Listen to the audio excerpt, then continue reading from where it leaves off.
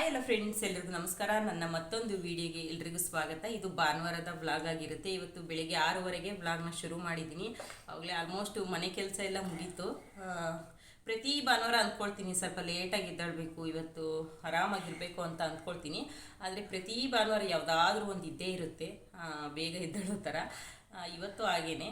ಇವತ್ತೊಂದು ಫಂಕ್ಷನ್ ಇದೆ ಕೋಲಾರದಲ್ಲಿ, ಹಾಗಾಗಿ ಹೋಗಬೇಕು. ಬೇಗನೆ ಎದ್ದಿದ್ದೆ 4 ಗಂಟೆ 10 ನಿಮಿಷಕ್ಕೆಲ್ಲ ಎದ್ದಿದ್ದೆ. ಅವಾಗಲೇ ಕಸ ಹೊಡೆದು ಮನೆ ಒರೆಸಿ ಬಾಗಿಲೆಲ್ಲ ತೊಳೆದು ನಾನು ಸಹ ಸ್ನಾನ ಮಾಡ್ಕೊಂಡು ಬಂದೆ. ಅಷ್ಟರಲ್ಲಿ ಪ್ರತೀಕ್ ಸಹ ಎದ್ದ. ಇವನಿಗೆ ಈಗ ಸ್ನಾನ ಮಾಡಿಸ್ಬೇಕು, ಗೀಜರ್ ಆನ್ ಮಾಡಿದ್ನಿ. ಇವನಿಗೆ ಸ್ನಾನ ಮಾಡಿಸ್ಬಿಟ್ಟು ಮತ್ತೆ ಸ್ವಲ್ಪ ಲೈಟಾಗಿ ಏನಾದರೂ ತಿಂಡಿ ಸಹ ಮಾಡಬೇಕು, ಲೇಟ್ ಆಗಿಬಿಡುತ್ತೆ. ಹಾಗಾಗಿ ಇವತ್ತೇನು ಫಂಕ್ಷನ್ ಅಂದರೆ ಕೂದಲು ತಗ್ಸೋದು ಫಂಕ್ಷನ್ ಇದೆ. ನಮ್ಮ ಕಡೆ ಎಲ್ಲ ಈ ಥರ ಫಂಕ್ಷನ್ಗೆ ಸ್ವೀಟ್ ಮಾಡಿಸ್ತೀವಿ, ನಾನ್ ವೆಜ್ ಏನು ಮಾಡಿಸಲ್ಲ. ನಮ್ಮ ಕಡೆ 90% ಸ್ವೀಟೇ ನಮ್ಮ ಕಡೆ ಮಾಡಿಸೋದು. ಆದರೆ ಈ ಕಡೆ ಸೈಡ್ ಬಂದರೆ ನಾನ್ ವೆಜ್ ಇರುತ್ತೆ, ಮರಿ ಊಟ ಅಂತ ಹೇಳ್ತಾರೆ. ಈ ಕಡೆ ಎಲ್ಲ ನಾನ್ ವೆಜ್ ಊಟನೇ ಫೇಮಸ್ಸು. ಹಾಗಾಗಿ ಇವತ್ತು ಭಾನುವಾರ ಆಗಿರೋದ್ರಿಂದ ಇವತ್ತೇ ಇಟ್ಕೊಂಡಿದ್ದಾರೆ ಅವರು ಫಂಕ್ಷನ್ನು. ನಾವು ಸಹ ರಜೆ ಇರೋದ್ರಿಂದ ನಮ್ಮ ಮನೆಯವ್ರಿಗೆ ಹೋಗಿ ಬರೋಣ ಅಂತೇಳ್ಬಿಟ್ಟು, ನಮ್ಮ ಮನೆಯವ್ರು ತುಂಬ ಕ್ಲೋಸ್ ಫ್ರೆಂಡ್, ಸುಮಾರು 10 ವರ್ಷದಿಂದ ಅವಣ್ಣ ಪರಿಚಯ, ನಮ್ಮ ಮನೆಯವ್ರ ಫ್ರೆಂಡ್ ಆನಂದ್ ಅಣ್ಣ ಅಂತೇಳ್ಬಿಟ್ಟು. ಹಾಗಾಗಿ ಫ್ಯಾಮಿಲಿ ಸಮೇತ ಹೋಗ್ತಾಯಿದ್ವಿ. ನನಗೆ ಎಲ್ಲಿಗಾದ್ರೂ ಹೋಗ್ಬೇಕಂದ್ರೆ ನೈಟೆಲ್ಲ ನಿದ್ದೆನೇ ಬರೋಲ್ಲ. ಟೈಮ್ ಆಗುತ್ತೇನೋ ಮರ್ತು ಮಲ್ಕೊಂಡ್ರೆ ಹೆಂಗೆ ಅಂತೇಳ್ಬಿಟ್ಟು ಟೈಮ್ ನೋಡ್ತಾನೇ ಇರ್ತೀನಿ. ಫೈನಲಿ 4 ಗಂಟೆ 10 ನಿಮಿಷ ಆಗಿತ್ತು. ಎದ್ದ ತಕ್ಷಣ ಭಾನುವಾರ ಸಾಮಾನ್ಯವಾಗಿ ನಾನು ಮನೆ ಒರೆಸೋದು ಅದೆಲ್ಲ ಮಾಡಲ್ಲ, ಕಸ ಹೊಡೆದು ಸುಮ್ಮನೆ ಆಗ್ತೀನಿ. ಆದರೆ ಇವತ್ತು ಮನೆಯೆಲ್ಲ ಕ್ಲೀನ್ ಮಾಡಿ ಮನೆ ಒರೆಸಿ ಬಾಗಿಲು ತೊಳೆದು ಹೋಗಿದ್ದೆ. ಯಾಕಂದರೆ ದೇವಸ್ಥಾನಕ್ಕೆ ಸಹ ಹೋಗಬೇಕಾಯಿತು. ಹಂಗಾಗಿ ಬೇಗನೆ ಎದ್ದು ಕಸ ಹೊಡೆದು ಮನೆ ಒರೆಸಿ ಬಾಗಿಲು ತೊಳೆದು ಸ್ನಾನ ಮಾಡಿಕೊಂಡೆ. ನಮ್ಮ ಮನೆಯವ್ರು ಬರೋದಕ್ಕೆ ರೆಡಿ ಆಗಿರ್ತೀವಿ. ಎಲ್ಲೇ ಹೋಗಬೇಕು ಅಂದರೆ ನಮ್ಮ ಮನೆಯವ್ರು ಬರೋ ಅಷ್ಟೊತ್ತಿಗೆ ರೆಡಿ ಮಾಡಿರ್ತೀನಿ. ಮಕ್ಕಳೆಲ್ಲ ರೆಡಿ ಮಾಡಿಸಿ ನಾನು ಸಹ ರೆಡಿಯಾಗಿರ್ತೀನಿ. ಅವರು ಬಂದ ತಕ್ಷಣ ಸಮಾಧಾನ ಆಗುತ್ತೆ. ಇಲ್ಲ ಅವರು 2 ಗಂಟೆಗೆ ಎದ್ದೋಗಿರ್ತಾರೆ. ಕೆಲಸ ಮಾಡ್ಕೊಂಡು ಮನೆಗೆ ಬಂದರೆ ನಾವು ರೆಡಿಯಾಗಿಲ್ಲ ಅಂದರೆ ಅವ್ರಿಗೊಂಥರ ಬೇಜಾರಾಗಿಬಿಡುತ್ತೆ. ಹಂಗಾಗಿ ನಾನು ಅವ್ರು ಬರೋ ಅಷ್ಟರಲ್ಲಿ ಎಲ್ಲ ಮಕ್ಕಳಿಗೆಲ್ಲ ಸ್ನಾನ ಮಾಡಿಸಿ ಅವ್ರಿಗೂ ಸಹ ಬಟ್ಟೆ ಹಾಕಿ ರೆಡಿ ಮಾಡಿ ತಿಂಡಿ ಸಹ ಮಾಡಿಟ್ಟು, ನಮ್ಮ ಮನೆಯವ್ರಿಗೆ ಸಹ ಸ್ನಾನ ಮಾಡೋಕ್ಕೆ ನೀರು ಗೀಜರ್ ಆನ್ ಮಾಡಿ ಬಕೆಟ್ಗೆ ಬಿಸಿನೀರು ಸಹ ತುಂಬಿಸಿಟ್ಟಿರ್ತೀವಿ. ಇವತ್ತು ಅದೇ ಥರನೇ ಮಾಡಿದ್ದು. ನಮ್ಮ ಮನೆಯವ್ರು ಬರೋದಕ್ಕೆಲ್ಲ ಆಲ್ಮೋಸ್ಟ್ ಎಲ್ಲ ಕೆಲಸ ಮುಗಿಸಿ ತಿಂಡಿ ಸಹ ಮಾಡಿಬಿಟ್ಟು ಬಕೆಟ್ಗೆಲ್ಲ ನೀರು ತುಂಬಿಸಿ ಬಿಸಿನೀರನ್ನ ಅವ್ರು ಬರೋದಕ್ಕೆ ರೆಡಿ ಮಾಡಿಟ್ಟಿದ್ವಿ. ಈಗಾದರೆ ತಿಂಡಿಗೆ ಮಂಡಕ್ಕಿ ಉಸ್ಲಿ ಮಾಡಿದ್ದೆ. ನಮ್ಮ ಕಡೆ ಇದನ್ನ ಬುರುಗ್ ನುಸ್ಲಿ ಅಂತೀವಿ, ಪುರಿ ಒಗ್ಗರಣೆ ಏನೇನೋ ಕರೀತಾರೆ ಒಂದೊಂದು ಕಡೆ. ನಮ್ಮ ಕಡೆ ಇದನ್ನ 3/4% ಬುರುಗ್ ನುಸ್ಲಿ ಅಂತ ಕರಿತೀವಿ. ಬೇಗ ಆಗೋ ತಿಂಡಿ ಮತ್ತು ಲೈಟಾಗಿರೋದು ಅಂದರೆ ಇದೊಂದೇ ಅನಿಸುತ್ತೆ.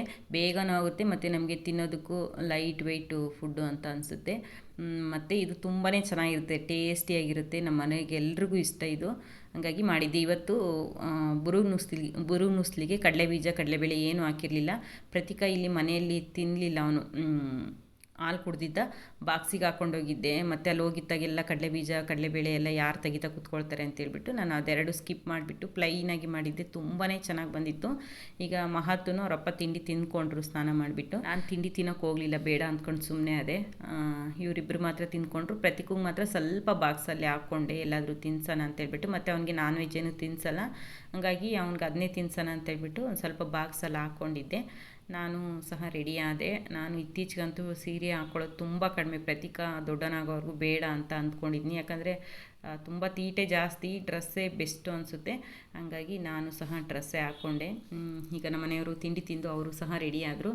ಪ್ರತೀಕನಿಗೂ ಆಗಲೇ ಸ್ನಾನ ಮಾಡಿಸಿ ತಲೆ ಬಾಚಿ ಬಟ್ಟೆ ಎಲ್ಲ ಹಾಕಿದ್ದೆ. ಇದಕ್ಕೊಂದು ಕೋಟ್ ಬಂದಿದೆ, ಆ ಕೋಟೊಂದು ಹಾಕ್ಕೊಂಡು ಹೊರಡದೆ. 8 ಗಂಟೆಗೆಲ್ಲ ಮನೆ ಬಿಟ್ಟಿದ್ವಿ. ತುಂಬಾ ಹತ್ರ ಇದ್ದಿದ್ದು, ಒಂದು 50 ಕಿಲೋಮೀಟ್ರ್ ಇತ್ತು. ಟ್ರಾಫಿಕ್ ಏನೂ ಇರಲ್ಲ ಈ ಕಡೆ ಕೋಲಾರ ಅಂದರೆ ನಾವು ಪೂರ್ತಿ ಕೋಲಾರಕ್ಕೆ ಹೋಗಲಿಲ್ಲ. ಕೋಲಾರ ನಿಯರ್ ಸೀತಿ ಅಂತ ಹೇಳ್ಬಿಟ್ಟು ಅಲ್ಲಿಗೆ ಹೋಗಿದ್ವಿ.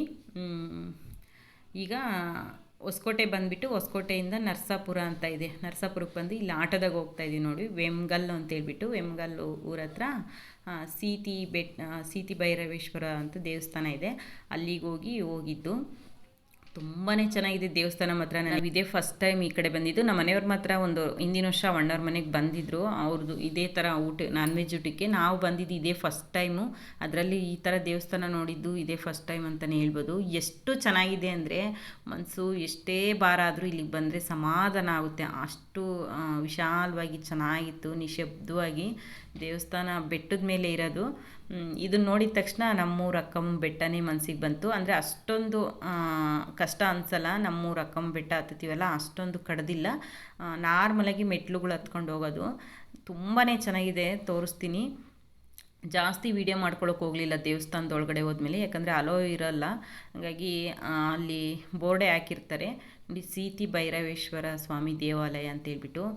ಎಷ್ಟು ಚೆನ್ನಾಗಿದೆ ಅಂದರೆ ಅಪ್ಪ, ಮನಸ್ಸಿಗೆ ಬೇಜಾರಾದಾಗ ಇಲ್ಲಿಗೆ ಬರೋಣಪ್ಪ ಅಂತ ಅನ್ನಿಸ್ಬಿಡ್ತು, ಅಷ್ಟು ಚೆನ್ನಾಗಿದೆ. ಸುಮಾರು ಕಡೆ ದೇವಸ್ಥಾನಕ್ಕೆ ಹೋಗಬೇಕು ಅಂತ ಅಂದ್ಕೊಳ್ತೀವಿ, ಆದರೆ ಹೋಗೋಕ್ಕೆ ಟೈಮೇ ಕಲ್ತು ಬರಲ್ಲ. ಇದು ಅನ್ಎಕ್ಸ್ಪೆಕ್ಟೆಡ್ ನೋಡಿ. ನಾವು ಫಂಕ್ಷನ್ಗೆ ಹೋಗ್ತೀವಿ ಅನ್ನೋದು ಗೊತ್ತಿತ್ತು, ಆದರೆ ಈ ದೇವಸ್ಥಾನಕ್ಕೆ ಬರ್ತೀವಿ ಅಂತ ಒಂದು ಪಾಯಿಂಟು ನಮಗೆ ಗೊತ್ತಿರಲಿಲ್ಲ. ಅನ್ಎಕ್ಸ್ಪೆಕ್ಟೆಡ್ ಆಗಿ ಅಣ್ಣನೇ ಹೇಳಿದರು, ಹಿಂಗೆ ದೇವಸ್ಥಾನ ಇದೆ ಹೋಗಿ ಬರ್ರಿ, ಮತ್ತು ನಾನ್ ವೆಜ್ಜು ತಿಂದಮೇಲೆ ಹೋಗೋಕ್ಕಾಗಲ್ಲ ಅಂತ ಹೇಳಿದರು. ಟೈಮೂ ಇತ್ತು, ಹಂಗಾಗಿ ಹೋಗಿ ಬರೋಣ ಅಂತೇಳ್ಬಿಟ್ಟು ಬಂದ್ವಿ. ಎಷ್ಟು ಖುಷಿ ಆಯಿತು ಅಂದರೆ ಸಿಕ್ಕಾಪಟ್ಟೆ ಮನಸ್ಸಿಗೆ ನೆಮ್ಮದಿ ಅನ್ನಿಸ್ತು. ನಮ್ಮೂರಲ್ಲಿ ಅಕ್ಕಮ್ಮನ ಬೆಟ್ಟ ಅಂತ ಇದೆ, ನನಗೆ ಟಕ್ ಅಂತ ಮನಸ್ಸಿಗೆ ಬಂದಿದ್ದು ನಮ್ಮ ಅಕ್ಕಮ್ಮನ ಬೆಟ್ಟ ಥರ ಇದೆಯಲ್ಲ ಅಂತ ಅನ್ನಿಸ್ಬಿಡ್ತು. ಅಂದರೆ ಅದು ಇದಕ್ಕಿನ್ನೂ ಹೈಟ್ ಇದೆ, ಅದು ಮಕ್ಳನ್ನ ಕರ್ಕೊಂಡು ಹೋಗಿ ಬರೋದು ಸ್ವಲ್ಪ ಕಷ್ಟ ಆಗುತ್ತೆ. ಇದು ಏನು ಆ ಥರ ಇಲ್ಲ, ಆರಾಮಾಗಿ ಮೆಟ್ಲುಗಳಿದ್ದಾವೆ, ಹತ್ಕೊಂಡು ಹೋಗ್ಬೋದು. ತುಂಬಾ ಚೆನ್ನಾಗಿದೆ, ಎಷ್ಟು ಕ್ಲೀನಾಗಿದೆ ಅಂದರೆ ಅಷ್ಟು ಕ್ಲೀನಾಗಿದೆ. ಮತ್ತು ಬೆಟ್ಟ ಗುಡ್ಡ ಅಂತ ಹೇಳ್ಬಿಟ್ಟು ನಮಗೆ ಮುಳ್ಳುಗಳು ಆ ಥರ ಏನೂ ಸಿಗೋದೇ ಇಲ್ಲ, ಚೆನ್ನಾಗಿದೆ. ಇನ್ನೇನು ಹೇಳೋಕ್ಕಾಗಲ್ಲ ಇಷ್ಟ್ರ ಮೇಲೆ, ಅಷ್ಟು ಚೆನ್ನಾಗಿದೆ ನೋಡಿ. ಪ್ರತೀಕ್ ಸಹ ಅವನೇ ಹತ್ಕೊಂಡು ಹೋದ, ಅಷ್ಟು ಚೆನ್ನಾಗಿತ್ತು. ಮತ್ತು ಕೋತಿಗಳೆಲ್ಲ ಇದ್ವು, ಮಕ್ಕಳೆಲ್ಲ ತುಂಬ ಚೆನ್ನಾಗಿ ಎಂಜಾಯ್ ಮಾಡಿದರು. ಈಗ ನೀವು ಈ ಪ್ಲೇಸ್ ನೋಡ್ತಾ ಇರಿ, ನಾನು ಹಾಗೆ ಒಂದು ಟಾಪಿಕ್ ಬಗ್ಗೆ ಮಾತಾಡ್ತೀನಿ. ನನಗೆ ಸುಮಾರು ಜನ ನನ್ನ ಫ್ರೆಂಡುಗಳು ಫೋನ್ ಮಾಡಿ ಮೆಸೇಜ್ ಮಾಡಿ ಕೇಳಿದರು, ನೀನು ಒಂದೆರಡು ವಿಡಿಯೋದಲ್ಲಿ ಬೇರೆಯವ್ರ ಬಗ್ಗೆ ಮಾತಾಡಿದ್ದೆ, ಬೇರೆಯವ್ರ ವಿಡಿಯೋ ಎಲ್ಲ ನೋಡಬೇಕಾದ್ರೆ ನಮ್ಗೆ ಆ ಥರ ಎದುರಿಸಿದ್ರು, ಈ ಥರ ಎದುರಿಸಿದ್ರು, ನಮಗೆ ಫೋನ್ ಮಾಡಿದರು, ಬೆದರಿಕೆ ಹಾಕಿದ್ರು, ಕಂಪ್ಲೇಂಟ್ ಕೊಡ್ತೀನಿ, ಪೊಲೀಸ್ ಕಂಪ್ಲೇಂಟ್ ಕೊಡ್ತೀವಿ ಅಂದರು, ನಿನಗೆ ಯಾವುದು ಬರಲಿಲ್ವಾ, ಕಾಲ್ ಬರಲಿಲ್ವಾ ಅಂತೇಳಿ ನನ್ನ ಕ್ಲೋಸ್ ಫ್ರೆಂಡುಗಳು ಕೇಳಿದರು ಭಯದಿಂದ. ಅಯ್ಯೋ ಇವಳಿಗೇನಾದರೂ ತೊಂದರೆ ಆಗೈತೋ ಏನೋ ಅಂತೇಳ್ಬಿಟ್ಟು. ಏನಕ್ಕಾಗುತ್ತೆ, ನಾವು ಇಷ್ಟಕ್ಕೂ ಆ ಹುಡುಗಿ ಬಗ್ಗೆ ಆಗಲಿ ಈ ಹುಡುಗಿ ಬಗ್ಗೆ ಆಗಲಿ ನಾನು ಒಂದು ಪಾಯಿಂಟನ್ನು ಕೆಟ್ಟದಾಗಿ ಯಾರ ಬಗ್ಗೆನೂ ಮಾತಾಡಿಲ್ಲ. ನನಗೆ ಏನಕ್ಕಪ್ಪ ಬೇಜಾರಾಗಿದ್ದು ಅಂದರೆ ಮಗುಗೆ ಕರ್ಪೂರ ಹಚ್ಚಿ ಶಾಪ ಹಾಕಿದ್ದು ಮಕ್ಕಳ ಮೇಲೆ. ಯಾರ ಮಕ್ಕಳಾದರೂ ಒಂದೇ ಅಲ್ವಾ, ಈಗ ಅವರು ಜನ್ಮ ಕೊಟ್ಟಿರ್ತಾರೆ, ಮಕ್ಕಳು ಯಾರಾದರೂ ಒಂದೇ ಅಲ್ವಾ. ನನಗೆ ಸೀರೆ ಕೊಟ್ಟಿರೋದಕ್ಕೂ ತೊಗೊಂಡಿರೋದಕ್ಕೂ ಅವರಿಬ್ಬರು ಪರ್ಸ್ನಲ್ ಜಗಳ ಆಗುತ್ತೆ. ಅದ್ರ ಬಗ್ಗೆ ಬಂದರೆ ನನಗೆ ಒಂದು ಸ್ವಲ್ಪನೂ ಬೇಜಾರಾಗಲ್ಲ, ಯಾಕಂದರೆ ನಾವು ಅದೆಲ್ಲ ಅನುಭವಿಸಿದ್ದೀವಿ. ನಮ್ಮದು ಟೈಮ್ ಸರಿಯಿಲ್ಲ ಅಂದಾಗ ಕೆಟ್ಟ ಪರಿಸ್ಥಿತಿಗಳು ಯಾವ ರೀತಿಯಾಗಾದರೂ ಬರ್ತವೆ, ಅವನ್ನ ಅನುಭವಿಸ್ಲೇಬೇಕು ಅಂದಾಗ ಯಾರೇ ಎಷ್ಟೇ ನಮ್ಮದು ಒಳ್ಳೆತನ ಇದ್ರೂ ಅದನ್ನು ನೀವು ಒಳ್ಳೆಯರು ಅಂತ ಪ್ರೂವ್ ಮಾಡೋಕ್ಕೆ ಯಾರೂ ಬರಲ್ಲ. ಎಲ್ಲ ನಮ್ಮ ಒಳ್ಳೆತನನ ಕೆಟ್ಟ ರೀತಿಯಲ್ಲೇ ಹಿಡಿದು ತೋರಿಸ್ತಾರೆ ಹೊರತು ನಮ್ಮದು ಒಳ್ಳೆತನ ಯಾರಿಗೂ ಅರ್ಥ ಆಗಲ್ಲ. ಹಂಗಾಗಿ ನಮ್ಮದು ಟೈಮ್ ಸರಿ ಇಲ್ಲ ಅಂದಾಗ ಎಲ್ಲರೂ ಅದೇ ಆಗ್ತಾರೆ. ಹಂಗಾಗಿ ನಾವು ಅದೆಲ್ಲ ಅನುಭವಿಸಿ ಇನ್ನೊಬ್ರ ಬಗ್ಗೆ ಬೆಳ್ಳು ತೋರಿಸಿ ಮಾತಾಡೋ ಅವಶ್ಯಕತೆ ನಮಗಿಲ್ಲ. ಹಾಗಾಗಿ ನಾನು ಇಬ್ಬರ ಬಗ್ಗೆನೂ ಮಾತಾಡಿಲ್ಲ. ಈ ಕಡೆ ಸೀರೆ ಕೊಟ್ಟಿರೋರು ತುಂಬ ಎಫರ್ಟ್ ಹಾಕಿ ಅವರು ಒಂದು ಪಬ್ಲಿಕ್ಕಲ್ಲಿ ಒಂದು ಒಳ್ಳೆಯ ಹೆಸರು ಮಾಡ್ಕೊಂಡಿದ್ರು. ಏನೋ ಅವ್ರ ಟೈಮ್ ಸರಿ ಇಲ್ಲ, ಬಾಯ್ಜಾರಿ ಕೆಲವೊಂದು ಮಾತಾಡಿದ್ದಾರೆ, ಅದನ್ನು ತಿದ್ದಿದ್ವಿ ಅಷ್ಟೇ. ಅಂದರೆ ಅದು ಅವ್ರ ಮಕ್ಕಳ ಬಗ್ಗೆ ಶಾಪ ಹಾಕಿದ್ರಲ್ವ, ಅದೊಂದು ಪಾಯಿಂಟು ಯಾರಿಗೂ ಇಷ್ಟ ಆಗಲಿಲ್ಲ. ಹಂಗಾಗಿ ಅದನ್ನು ಹೇಳಿದ್ವಿ ಅಷ್ಟೇ. ಅದು ಹೇಳ್ಬೇಕಾಗಿರೋ ರೂಲ್ಸು ನಮ್ಮದು. ಒಂದು ವಿಡಿಯೋ ಯೂಟ್ಯೂಬರ್ ಆಗಿದ್ವಿ ಅಂದರೆ ಚಿಕ್ಕವರಾಗಲಿ ದೊಡ್ಡವರಾಗಲಿ ಅದು ಹೇಳ್ಬೇಕಾಗಿರೋದು ಒಂದು ಮಾತಿತ್ತು, ಹೇಳಬೇಕಾಗಿರೋ ಒಂದು ಕರ್ತವ್ಯ ಇತ್ತು. ಹಂಗಾಗಿ ನಾನು ಆ ಟಾಪಿಕ್ ಬಗ್ಗೆ ಮಾತ್ರ ಮೊನ್ನೆ ಮಾತಾಡಿದೆ. ಮತ್ತು ಈ ಕಡೆ ಸೀರೆ ತೊಗೊಂಡಿರೋರ ಬಗ್ಗೆ ಬಂದರೆ ಅವರು ಅಷ್ಟೇ ತುಂಬ ಕುಟುಂಬ, ತುಂಬ ಒಗ್ಗಟ್ಟಾಗಿರೋ ಕುಟುಂಬ. ಅವ್ರಿಗೂ ಇಷ್ಟ ಇರಲ್ಲ ಒಂದು ಪಬ್ಲಿಕ್ಕಲ್ಲಿ ಹೆಸರು ಹಾಳು ಮಾಡ್ಕೊಳ್ಳೋದು. ಈಗೆಲ್ಲ ಬೆರಳು ಹಿಡಿದು ತೋರಿಸ್ತಾರೆ, ಅಯ್ಯೋ ಈ ಹುಡುಗಿ ಹಿಂಗೆ ಅನ್ನಿಸ್ಕೊಂಡ್ಲು ಅಂತೇಳ್ಬಿಟ್ಟು. ಅವ್ರ ಪರಿಸ್ಥಿತಿನೂ ಕೆಟ್ಟದಾಗಿದ್ದಾಗ ನಾವು ಎಷ್ಟೇ ಒಳ್ಳೆತನದಾಗಿದ್ದರೂ ಅದು ನಾವು ಒಳ್ಳೆಯರಾಗಕ್ಕೆ ಸಾಧ್ಯನೇ ಇಲ್ಲ. ಕೆಲವೊಂದು ಕೆಟ್ಟ ಪರಿಸ್ಥಿತಿಗಳು ಬಂದಾಗ ನಾವು ಅದನ್ನ ಸಹಿಸ್ಕೊಳ್ಳೇಬೇಕಾಗುತ್ತೆ. ಇಲ್ಲ ನಾನು ಕರೆಕ್ಟಾಗಿದ್ದೀನಿ ಅಂತೇಳ್ಬಿಟ್ಟು ಪ್ರೂವ್ ಮಾಡೋಕ್ಕಾಗಲ್ಲ. ಹಂಗಾಗಿ ನಾವು ಅವರು ಟೈಮ್ ಸರಿ ಇಲ್ಲ, ಹಂಗಾಗಿ ಇನ್ನೂ ನಾವು ಅದಕ್ಕೆ ಉರಿಯ ಬೆಂಕಿಗೆ ತುಪ್ಪ ಸುರಿಬಾರ್ದು ಅಂತೇಳ್ಬಿಟ್ಟು ನಾನು ಅವರಿಬ್ಬರ ಬಗ್ಗೆನೂ ನಾನು ಏನೂ ಮಾತಾಡಿಲ್ಲ. ಏನಂದರೆ ನನಗೆ ಮಕ್ಕಳಿಗೆ ಕರ್ಪೂರ ಹಚ್ಚಿ ಶಾಪ, ದೇವ್ರ ಮುಂದೆ ಕರ್ಪೂರ ಹಚ್ಚಿ ದೇವ್ರನ್ನ ಬೇಡ್ಕೊಂಡ್ರೆ ಅದು ತುಂಬ ಹರ್ಟಾಗ್ಬಿಡ್ತು. ಇದು ನಿಂಗೆ ಬಿಟ್ಟರೆ ಮತ್ತೆ ನಾವು ಅದೇ ಕಲಿತೀವಿ ಅನ್ನೋ ಉದ್ದೇಶಕ್ಕೆ ನಾನು ಹೇಳಿದೆ. ಅಷ್ಟು ಬಿಟ್ಟರೆ ನನಗೆ ಆ ಹುಡುಗಿ ಬೇರೆ ಅಲ್ಲ, ಈ ಹುಡುಗಿ ಬೇರೆ ಅಲ್ಲ, ಎಲ್ಲರೂ ಒಂದೇ. ಮತ್ತು ನನಗೆ ಯಾವುದು ಫೋನ್ ಕಾಲು ಬಂದಿಲ್ಲ, ನನ್ನ ಕಮೆಂಟ್ ಬಾಕ್ಸಲ್ಲಿ ಯಾವುದು ಬ್ಯಾಡ್ ಕಮೆಂಟು ಬಂದಿಲ್ಲ. ಹಾಗಾಗಿ ನಾನು ಇಲ್ಲದೇ ಇರೋವೆಲ್ಲ ಊಹಾಪೋಹಗಳು ಹರಡೋಕ್ಕಾಗಲ್ಲ, ಇರೋದನ್ನ ಮಾತ್ರ ಹೇಳ್ಬೇಕಷ್ಟೇ. ಈ ಥರ ಫ್ರೆಂಡ್ಸ್. ಈಗ ನಾವಲ್ಲಿ ದೇವಸ್ಥಾನಕ್ಕೆ ಹೋಗಿ ಬಂದಿದ್ದ ತಕ್ಷಣ ದೇವಸ್ಥಾನದಿಂದ ಇವರು ಇರೋ ಜಾಗಕ್ಕೆ 1 ಕಿಲೋಮೀಟ್ರೇ ಇರೋದು. ಬೇಗನೆ ಬಂದ್ವಿ. ಚೌಡೇಶ್ವರಿ ಅಂತೇಳ್ಬಿಟ್ಟು ಇವ್ರ ಮನೆ ದೇವರು ಇಲ್ಲೇ ಇರೋದು. ಹಂಗಾಗಿ ಇಲ್ಲೇ ಫಂಕ್ಷನ್ ಮಾಡ್ತಾಯಿದ್ದಾರೆ. ಇವರೇ ನೋಡಿ ನಮ್ಮ ಮನೆಯವ್ರ ಫ್ರೆಂಡ್ ಇದ್ದಾರಲ್ಲ ಆನಂದಣ್ಣ ಅಂತ, ಅವ್ರ ವೈಫು. ಇವ್ರು ಬಂದುಬಿಟ್ಟು ಅವ್ರ ಅಪ್ಪ, ಈ ಅಂಕಲ್ಲು. ತುಂಬ ಚೆನ್ನಾಗಿ ರೆಸ್ಪೆಕ್ಟ್ ಕೊಟ್ಟರು, ತುಂಬ ನಮಗೆ ಚೆನ್ನಾಗಿ ನೋಡಿಕೊಂಡ್ರು. ಈಗ ಬಂದಿದ್ದ ತಕ್ಷಣ ಆಗಲೇ 1 ಗಂಟೆ 1:30 ಆಗಿತ್ತೇನೆ ಟೈಮು. ಇವರು ಅವ್ರ ಅಕ್ಕ ಅವರು ಆನಂದಣ್ಣ ಇದ್ದಾರಲ್ವ, ಅವ್ರ ಅಕ್ಕ ಅವರು ಇವರಿಬ್ರು ಬ್ಲೂ ಕಲರ್ ಸೀರೆ ಪಿಂಕ್ ಕಲರ್ ಸೀರೆ ಹಾಕ್ಕೊಂಡಿರೋರು. ಫಸ್ಟು ಪಂಕ್ತಿ ಊಟಕ್ಕೆ ನಮಗೆ ಇಟ್ಟರು. ತುಂಬಾ ಚೆನ್ನಾಗಿ ಮಾಡಿಸಿದ್ರು ಅಡುಗೆ ಮಾತ್ರನ. ಈ ಕಡೆ ಎಲ್ಲ ನಾನ್ ವೆಜ್ ಊಟ ಅಂದರೆ ಅದರಲ್ಲೂ ಮಟನ್ ಊಟ. ನಮ್ಮ ಕಡೆ ಆದರೆ ಚಿಕನು ಅದು ಮಾಡ್ತಾರೆ, ಆದರೆ ಈ ಕಡೆ ಪ್ರತಿಯೊಂದು ಮನೆಯಲ್ಲಿ ಅವ್ರು ಎಂಥ ಪರಿಸ್ಥಿತಿಯಾಗಿದ್ದರೂ ಮಟನ್ ಮಾಡಲೇಬೇಕು. ಮಟನ್ ಸಾಂಬಾರು, ಚಿಕನ್ ಫ್ರೈ, ಹಾಗೆ ಚಿಕನ್ ಕಬಾಬ್ ಮಾಡಿಸಿದ್ರು, ಮುದ್ದೆ, ಹಾಗೆ ಪಾಯಸ ಮಾಡಿಸಿದ್ರು, ಅಕ್ಕಿ ಪಾಯಸ. ಎಷ್ಟು ಚೆನ್ನಾಗಿತ್ತು ಅಂದರೆ ಪಾಯಸ. ನಮಗಂತೂ ನಾನ್ ವೆಜ್ಗಿನ್ನ ಅದೇ ಸಿಕ್ಕಾಪಟ್ಟೆ ಇಷ್ಟ ಆಗಿತ್ತು. ನಾನ್ ವೆಜ್ ಊಟ ಆದಮೇಲೆ ಸುಮಾರು 1-2 ಸಲ ಅದನ್ನ ಒಂದು ಬೌಲ್ಗೆ ಹಾಕ್ಕೊಂಡು ತಿಂದ್ವಿ, ಅಷ್ಟು ಚೆನ್ನಾಗಿತ್ತು. ಊಟ ಮಾತ್ರ ಸಖತ್ತಾಗಿ ಮಾಡಿಸಿದ್ರು. ತುಂಬ ಹೊಟ್ಟೆ ತುಂಬ ಊಟ ಮಾಡಿದ್ವಿ ನೆಮ್ಮದಿಯಾಗಿ. ಊಟ ಎಲ್ಲ ಆದಮೇಲೆ ಬಾಳೆಹಣ್ಣು ಸಹ ಒಂದು ಇದಕ್ಕೆ ಕಟ್ಟಿದ್ರು, ಒಂದು ಕಂಬಕ್ಕೆ ಬಾಳೆಹಣ್ಣು ತಿಂದ್ಬಿಟ್ಟು ಹಂಗೆ ಎಲೆ ಅಡಿಕೆ ಹಾಕ್ಕೊಳ್ಳೋಕ್ಕೆ ಚೆನ್ನಾಗೆಲ್ಲ ರೆಡಿ ಮಾಡಿದರು. ನಮಗೆ ಎಲೆ ಅಡಿಕೆ ಅಂದರೆ ಸಿಕ್ಕಾಪಟ್ಟೆ ಇಷ್ಟ, ಅದರಲ್ಲೂ ನಾನ್ ವೆಜ್ ಊಟ ಮಾಡಿದ್ಮೇಲೆ ನಾನು 2 ಸಲ ಎಲೆ ಅಡಿಕೆ ಹಾಕ್ಕೊಂಡೆ. ಇವರೇ ನಮ್ಮ ಮನೆಯವ್ರ ಫ್ರೆಂಡು ಆನಂದಣ್ಣ ಅಂತೇಳ್ಬಿಟ್ಟು ಟೀ ಶರ್ಟ್ ಪ್ಯಾಂಟ್ ಹಾಕ್ಕೊಂಡಿದ್ದಾರಲ್ವ ಅವರು. ಸುಮಾರು ಫಂಕ್ಷನ್ಗಳಿಗೆಲ್ಲ ಕರಿತಾ ಇರ್ತಾರೆ. ನಮ್ಮ ಮನೆಯವ್ರು ಬಂದಿದ್ದರು ಲಾಸ್ಟ್ ಇಯರು. ಈ ಸಲ ನಾವೆಲ್ಲರೂ ಬಂದ್ವಿ ಫ್ಯಾಮಿಲಿ ಸಮೇತ. ಕೆಲವೊಂದು ಸಂಬಂಧಗಳು ರಕ್ತ ಸಂಬಂಧಕ್ಕಿಂತ ಹೆಚ್ಚಿನಾಗಿರುತ್ತೆ ಅನ್ನೋದಕ್ಕೆ ಇವ್ರ ಫ್ಯಾಮಿಲಿ ನೋಡಿದ ಮೇಲೆ ಗೊತ್ತಾಯಿತು. ಕೆಲವೊಂದು ಸಂಬಂಧ ತಿಂದು ಉಣ್ಣೋ ತನಕ, ಆಮೇಲೆ ಹೋದ್ಮೇಲೆ ಒಂಥರ ಬಂದಮೇಲೆ ಒಂಥರ ಮಾತಾಡ್ತಾರೆ. ಹಂಗಾಗಿ ನಾನು ಜಾಸ್ತಿ ಕೆಲವೊಂದು ಸಂಬಂಧಕ್ಕೆ ಬೆಲೆ ಕೊಡ್ತೀನಿ, ಕೆಲವೊಂದು ಫ್ರೆಂಡ್ಶಿಪ್ಪಿಗೆ ಬೆಲೆ ಕೊಡ್ತೀನಿ. ಕೆಲವೊಂದು ಸಂಬಂಧ ಅಂದರೆ ಕಿತ್ತೆ ಹಾಕ್ಬಿಟ್ಟಿದ್ದೀನಿ, ಇವ್ರು ಸಹವಾಸನೇ ಬೇಡ ಅಂತ. ತಿನ್ನೋರ್ಗೂ ತಿಂತಾರೆ, ನಮ್ಮ ಹತ್ರನೇ ಖರ್ಚು ಮಾಡಿಸ್ತಾರೆ, ಆಮೇಲೆ ನಮಗೆ ದೂರ್ತಾರೆ. ಹಾಗಾಗಿ ಕೆಲವೊಂದು ಸಂಬಂಧ ನನ್ನ ಮನಸ್ಸಿಂದನೇ ಕಿತ್ತಾಕ್ಬಿಟ್ಟಿದ್ದೀನಿ. ಇವರು ಅವ್ರ ವೈಫು. ಪಾಪು ಮಲ್ಕೊಂಡಿದ್ದೆ, ಪಾಪುನ ತೋರ್ಸೋದಕ್ಕೆ ಆಗಲಿಲ್ಲ. ನೋಡಿ ಇವಳೇ ಧೃತಿ ಅಂತೇಳ್ಬಿಟ್ಟು. ಇವ್ರ ಕಡೆ ಏನಪ್ಪ ಅಂದರೆ ತಲೆ ಕೂದಲು ತೆಗ್ಸೋದಕ್ಕಿಂತ ಮುಂಚೆ ಕಿವಿ ಸುತ್ತಿಸಲ್ಲ. ತಲೆ ಹುಟ್ಟು ಕೂದಲೆಲ್ಲ ತೆಗೆದ್ಮೇಲೆ ಕಿವಿ ಸುತ್ತಿಸೋದು. ಹಾಗಾಗಿ ಕಿವಿ ಏನು ಚುಚ್ಚಿಲ್ಲ ಇನ್ನು.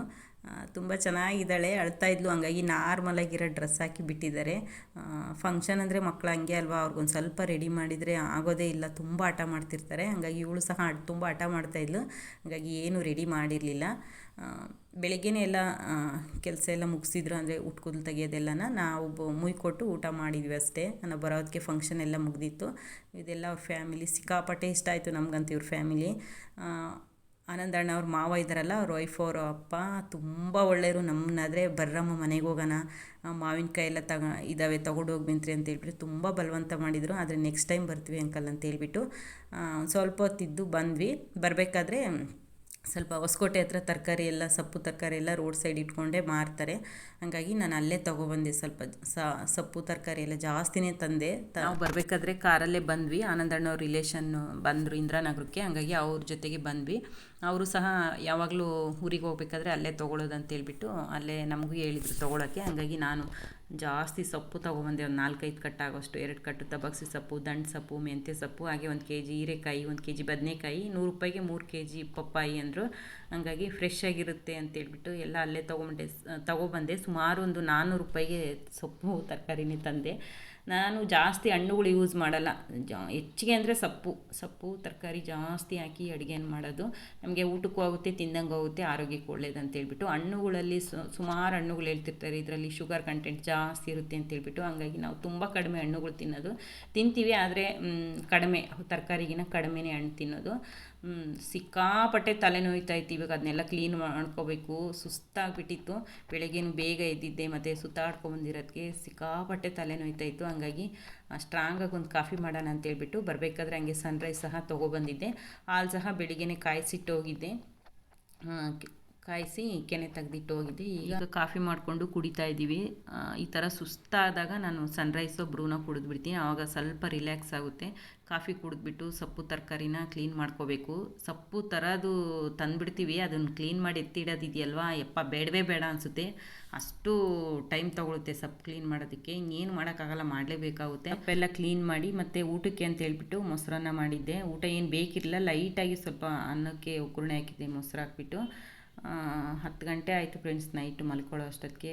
ಈ ಥರ ಇತ್ತು ಫ್ರೆಂಡ್ಸ್ ಇವತ್ತಿನ ವಿಡಿಯೋ. ಈ ವಿಡಿಯೋ ಇಷ್ಟ ಆದರೆ ಪ್ಲೀಸ್ ಚಾನಲ್ನ ಸಬ್ಸ್ಕ್ರೈಬ್ ಮಾಡಿಕೊಂಡು ವಿಡಿಯೋ ನೋಡಿ, ಹಾಗೆ ವಿಡಿಯೋಕ್ಕೆ ಒಂದು ಲೈಕ್ ಕೊಟ್ಟು ವಿಡಿಯೋ ನೋಡಿ ಅಂತ ಕೇಳ್ತಾ ಇವತ್ತಿನ ವಿಡಿಯೋ ಮುಗಿಸ್ತಾ ಇದ್ದೀನಿ. ವಿಡಿಯೋ ನೋಡಿದವರೆಲ್ಲರಿಗೂ ಧನ್ಯವಾದಗಳು.